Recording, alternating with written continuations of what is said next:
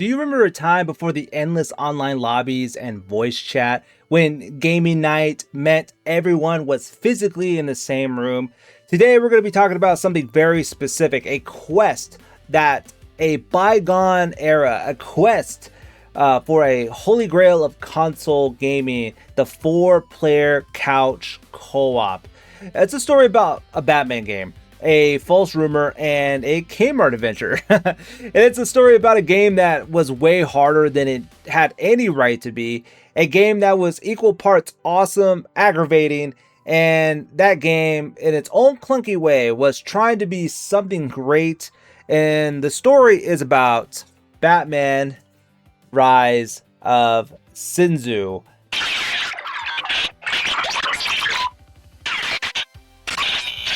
So what's up, everyone? I wanted to talk about something kind of specific, about a specific disappointment, I guess. And this is in the early 2000s, the pre-internet, fact-checking, everything kind of disappointment. It all started at Blockbuster because it all started off with a rental with Batman Rise of Sin Tzu, which was something that I thought would be completely awesome. Now, I'm a huge fan of the Batman animated series, right? And seeing this game, seeing the art style was even better, where you could even play with one of my favorite superheroes, which was Nightwing at the time, which was an instant rental. I took it home, and before I had the grand ideas about co-op, I just played the game. And let's talk about it itself, where the nostalgia, this is where the nostalgia trip kind of gets a little bumpy for me, because first of all, the art style is gorgeous. To this day, it perfectly captures the look of the animated series. The voice cast is there. The music is moody. Visually, it's an A+. But then you start to play it. The fighting mechanics are, well, pretty basic. You got your standard like quick hit combo, a heavy attack, a jump, and that's functional, but it's a button masher. And after an hour, it starts to feel very repetitive, and it becomes a real issue. The thing hits you like a brick wall with its difficulty. It's a hard game. It's really hard. And I'm not talking about this game as challenging but fair. I'm talking hard. Even like in normal mode, enemies swarm you. They hit you like trucks, and they take a ton of punishment. Playing it solo, which what I was doing at first, and I did it on stream, honestly, it feels like a handicap. It feels like the game was balanced for 2 players, and then they just didn't adjust it for 1 player. You're constantly getting stunned, locked, getting like knocked down and overwhelmed, and it's frustrating.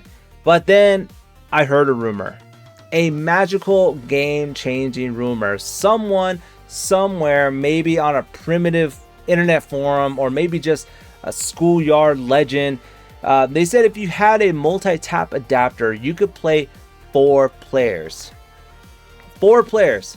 Batman, Robin, Batgirl, Nightwing, all at once. That was the dream. I was already a huge fan of the Batman beat-em-ups, or just beat-em-ups in general, like Streets of Rage, Golden Axe, the Simpsons arcade game, and in an idea of a 3D 4-player Batman version of all that, I was like, that could be more than awesome and just amazingly fun, and it would definitely even the odds. The mission was set.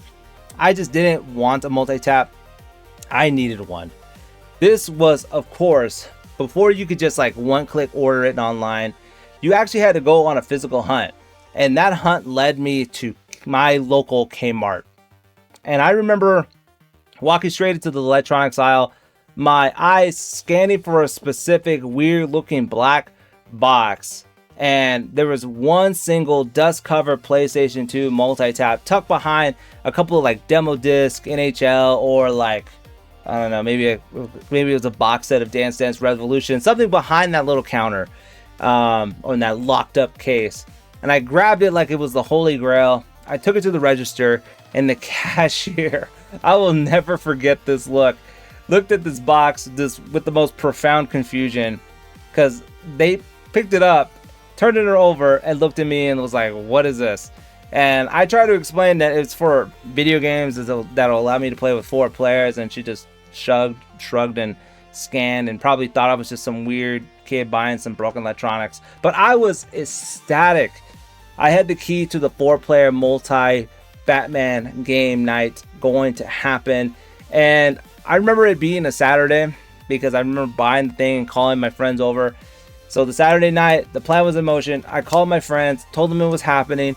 I said, I got the multi-tap. Just bring your controllers, because I only had like 1 or 2 controllers at the time. It was like a classic BYOC, bring your own controller type of event. So my friends came over. We have pizza. We have Mountain Dew. We plugged in all the controllers into the multi-tap and the multi-tap into the PlayStation 2. We booted up the console, and the moment of truth was there. We launched the game, and nothing. We got to the character select screen, and nothing. Player 3, player 4 were dead. We tried unplugging it, plugging it back in, restarting the console. The rumor was false. Nothing happened. Batman Rise of Sin Tzu was only a 2-player game. The multi-tap didn't do absolutely anything. Nothing. We felt so deflated. All that hype, that confusion at Kmart, my friends lugging their controllers over for a 2-player game. And 2 of my buddies had to wait, and just while we like took turns, and yeah, it was fine. You know, we got over it, and playing it co-op, it didn't fix the game's problems either. It just like highlighted them in a different way. The difficulty was still brutal, but now we have like a new layer, which was like the resource and management issue. And the weirdest thing about the game's design is that the health orbs and the extra lives were extremely scarce.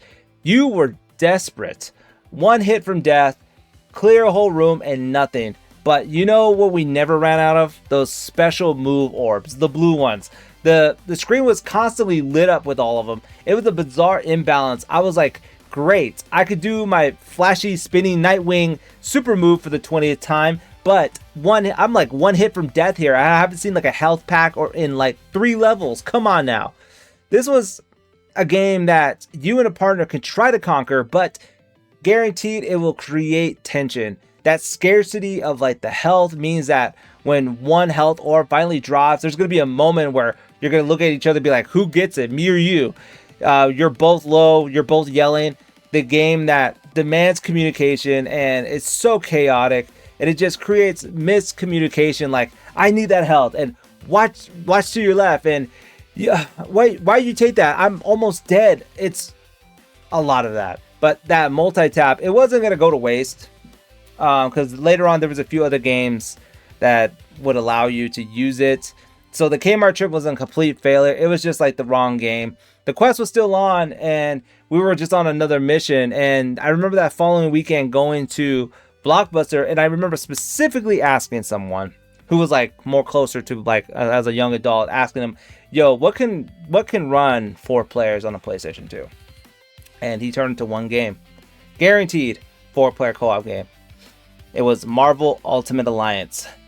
This was it. Forget the Bat family. We have Spider-Man, Wolverine, Captain America, and Deadpool all in the same screen. And we rushed home again with the repeat, with the pizza and the Mountain Dew. Round 2, we plugged in the multi-tap. All controllers worked. And it was a legendary night. It was pure chaos. We were yelling and trying to coordinate special moves and stealing each other's health orbs and arguing who gets to play Wolverine. It was everything we wanted from the Batman game, but it was somewhat better. That multi-tap was finally vindicated. And that experience is what really stuck with me the most. Back through thinking about this entire saga, thinking about the game, thinking about Batman Rise of Sin Tzu. It wasn't even mostly just about the gameplay. It was about the experience that I had with this game. And the game itself is about like a 7 out of 10. And that's just for the effort. The art style, the voice acting carried it hard, but the clunky and basic mechanics, the cheap difficulty, the bizarre orb imbalance, it's deeply flawed gem. But you can see the idea in there. You can see them trying to build the 3D Batman brawler, trying to bring that beat 'em up energy to a new generation. In many ways, it feels necessary as a clunky precursor to Rocksteady's would eventually be perfect Arkham game series. And it's a game that needed a friend to survive. Simple. But we wanted just to party and hang out. I always loved co-op games, and it's not like the games where the games you kind of journey together. Not just like party games. I'm not talking about like a Mario Party or anything like that. I'm talking about like actual games with a journey, with a story, where you actually need a buddy to kind of get through it. Like those linear shooters like Sunset Riders, Metal Slug, or even the modern titles like A Way Out, Takes Two, even like the Halo series, the original OG Halo series, where you had two-player split screen co-op. And Guns, Gore, and Cannoli, which is a super slept on gem. Both of those games, there's two of them, both of those games are slept on gems. I'm going to make a video about those games coming soon. I'm telling you, because those games are awesome. And you know, it didn't have to be even a multiplayer game to kind of get that old feeling of camaraderie. I remember another time where this was during the PS3 era when God of War 3 came out. I had like 6 dudes crammed in my living room, and it wasn't even like a multiplayer game at all. We spent the entire night fueled by pizza or whatever we were eating and sodas, just passing around the controller. One person would play until we beat a level or a boss, and we just pass to the next guy, and we beat the entire epic in one sitting as a team. That's a story for another video, but that kind of proves my point a little bit, that it was about the event. It wasn't just always about the game. It was always about who you were with. In an age where so much of our interaction is online, it's easy to forget how special that is. There is no substitute for being able to lean over and high-five your friend or nudging them when they're messing up badly. So maybe this is a whole antidote. Maybe this is just a time to reconnect, find a good couch co-op game, or even a great single-player story. Call your friends, tell them to bring their controllers, or just have them show up. Order pizza so you guys could be in the same room for the night. And because sometimes the best part of the gaming isn't just about what's on the screen, it's about the people you're sharing that couch with, you know? And that's what I got from playing this game for a little while and just kind of reviewing it and just kind of going back, reminiscing, and just revisiting those old thoughts. So thanks again for watching, everyone. Did you guys play Rise of Sin Tzu? Was it brutally hard for you as well? And what's your favorite couch co-op game from memory?